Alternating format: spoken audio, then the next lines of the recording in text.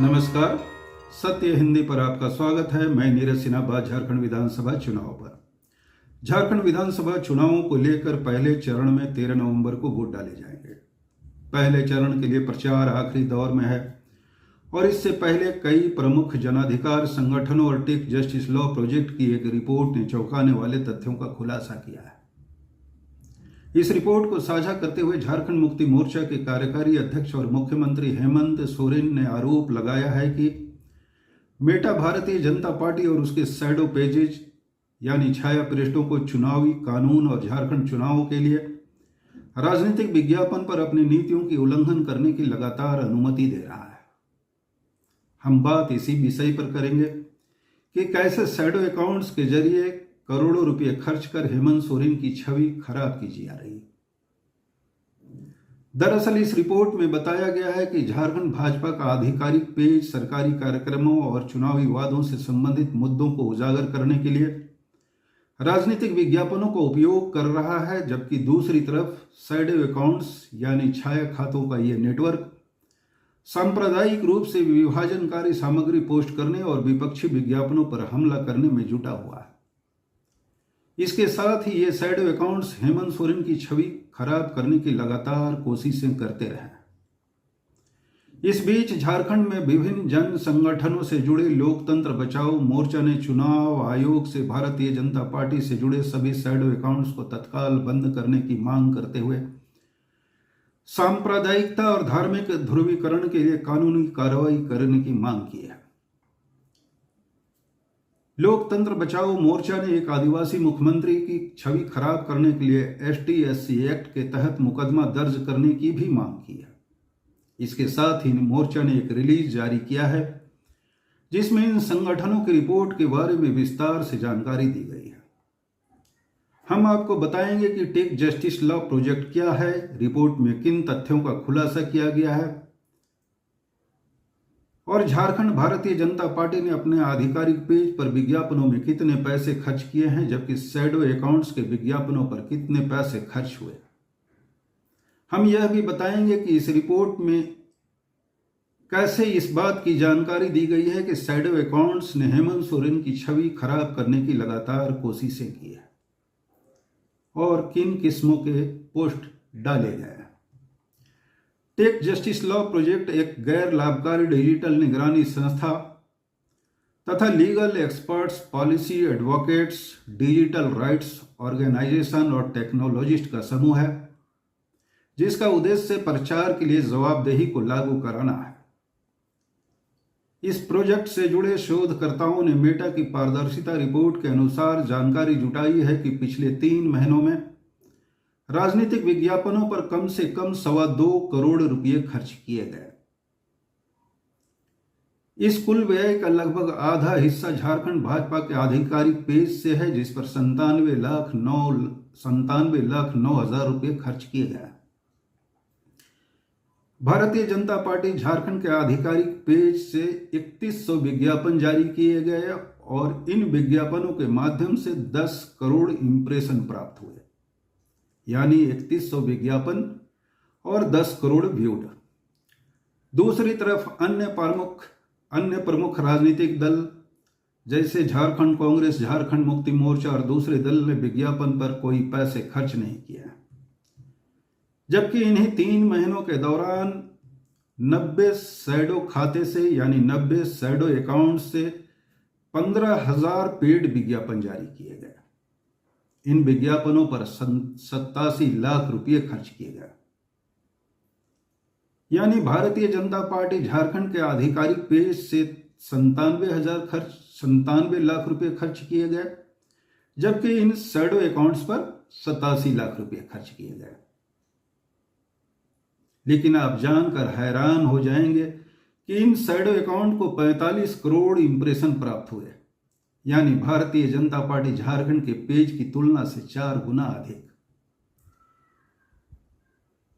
इसके साथ ही रिपोर्ट में मेटा की नीतियों पर सवाल उठाया गया है, जिसमें बताया गया है कि झारखंड के मुख्यमंत्री के अमानवीय छवियों वाले विज्ञापनों को अलग अलग पेजों पर पहचाना गया, जिसमें दिवाली के आसपास सांप्रदायिक विज्ञापनों के तौर पर इस्तेमाल किया गया था। अब इन शैडो अकाउंट्स की हकीकत जानकर आप और भी हैरान होंगे। दरअसल अंतर्राष्ट्रीय निगरानी संस्था के शोधकर्ताओं ने अलग अलग दिनों में इन शैडो अकाउंट्स के फोन नंबरों की जांच की तो ये बंद पाए गए। इनके प्रोफाइल में उल्लेखित पते के मानचित्र पर सटीक रूप से भी नहीं दर्शाया गया है और अन्य आवश्यक पारदर्शिता भी गायब है। जाहिर तौर पर शैडो अकाउंट्स का यह नेटवर्क किस फेक तरीके से और चतुराई धूर्तता से काम कर रहा है इसे समझा जा सकता है। इस तरह के एक छाया पेज झारखंड चौपाल का उदाहरण देते हुए रिपोर्ट में कहा गया है कि झारखंड चौपाल द्वारा खर्च किया गया 1 रुपया झारखंड भाजपा द्वारा खर्च किए गए 1 रुपया से 3 गुना अधिक होता है। रिपोर्ट में मेटा की नीतियों पर भी सवाल उठाया गया है, जिसमें बताया गया है कि झारखंड के मुख्यमंत्री के अमानवीय छवियों वाले विज्ञापनों को दिवाली के आसपास सांप्रदायिक ध्रुवीकरण करने की कोशिशों के तौर पर इस्तेमाल किया गया। इस बीच 8 नवंबर को हेमंत सोरेन ने एक्स पर एक पोस्ट रिलीज किया। इसमें उन्होंने इलेक्शन कमीशन ऑफ इंडिया से पूछा है कि क्या बीजेपी को विशेष छूट है धज्जियां उड़ाने की। आखिर आप कैसे नफरत फैलाने वालों के खिलाफ कोई कार्रवाई नहीं कर रहा है। मेरी छवि लगातार बिगाड़ने की कोशिशों में Bharatiya Janata party social media पर करोड़ों रुपए खर्च कर रही है। हेमंत सोरेन ने एक और पोस्ट में चुनौती भरे लहजे में कहा है कि हिम्मत है तो सामने आकर लड़ो। जाहिर तौर पर उनका इशारा भारतीय जनता पार्टी की तरफ था। इधर झारखंड मुक्ति मोर्चा के पूर्व विधायक कुणाल सारंगी ने भी सोशल मीडिया पर योजनाबद्ध तरीके से हेमंत सोरेन की छवि खराब करने की कोशिशों के लिए पार्टी के समर्थकों से ऐसे लोगों को एक्सपोज करने के लिए आगाह कराया है। इससे पहले 7 नवंबर यानी बुधवार को भी हेमंत सोरेन ने अपने एक्स पर टेक जस्टिस लॉ प्रोजेक्ट की रिपोर्ट को साझा करते हुए कहा था कि मैं गलत नहीं कर रहा हूं, भाजपा झूठ और नफरत फैलाने की शोरूम है।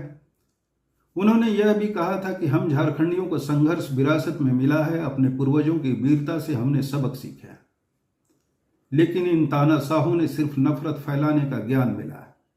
देखिए किस तरह वो मेरे खिलाफ नफरत, हिंसा, सामाजिक विद्वेष और झूठ फैलाने के लिए करोड़ों रुपए खर्च कर रहा है।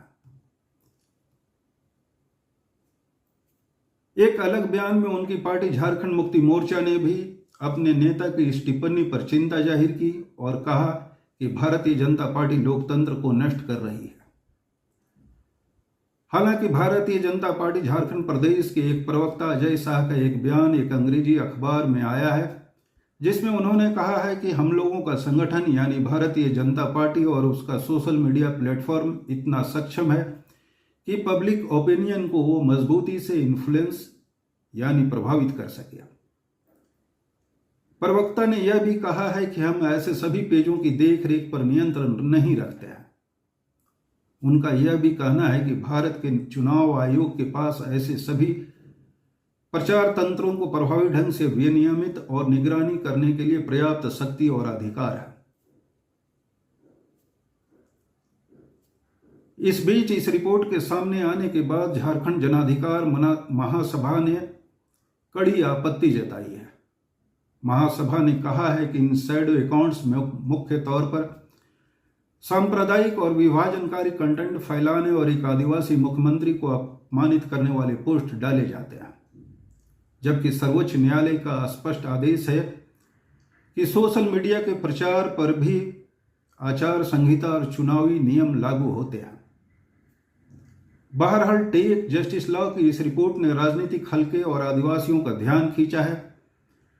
साथ ही इस विषय पर बहस भी छिड़ी हुई है। देखा जाना बाकी है कि इन शैडो अकाउंट्स के जरिए इंडिया ब्लॉक के एक अहम दारोमदार और मुख्यमंत्री हेमंत सोरेन की छवि खराब करने की कोशिशों के खिलाफ क्या कार्रवाई होती है। देखा यह भी जाना है कि राजनीति तथा चुनावों को कथित तौर पर प्रभावित करने के लिए ऐसे हथकंडे का इस्तेमाल कब रोका जाता है और यह कहां जाकर ठहरता है। धन्यवाद, शुक्रिया।